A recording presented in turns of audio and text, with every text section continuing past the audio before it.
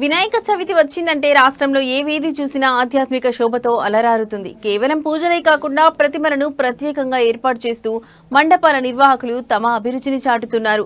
ఈ క్రమంలోనే వివిధ ఆకృతులతో ప్రతిష్ఠించిన విఘ్నేశ్వరుని విగ్రహాలు అమితంగా ఆకర్షిస్తున్నాయి.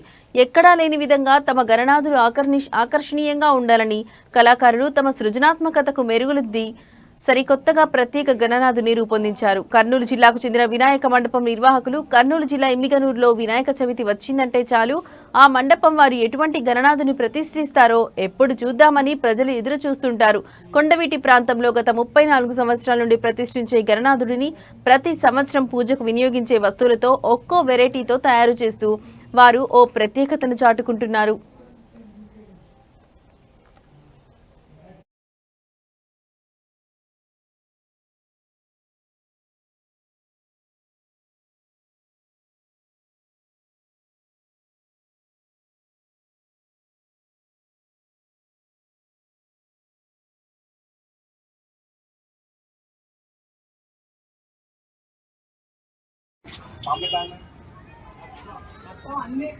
జై గణేశ, జై గణేశ, జై గణేశ, గణేశ.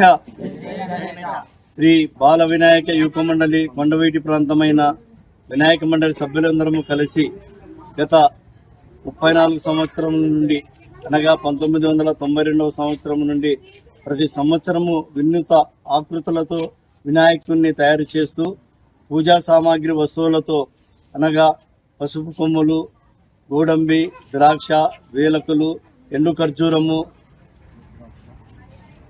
పసుపు కొమ్మలు, లింగాలు తదితర వస్తువులతో తయారు చేస్తున్నాము. ఈ సంవత్సరం కూడా 16 అడుగుల విగ్రహాన్ని వింజామర ఈకలతో అయ్యప్ప స్వామి మాలలతో తయారు చేసినాము.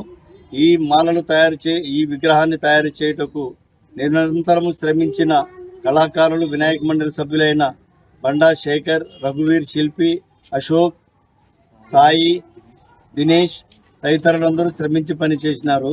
ఈ ప్రజల యొక్క మన్ననలను పొందడానికి ప్రత్యేకమైన పద్ధతులతో మేము తయారు చేస్తున్నాము.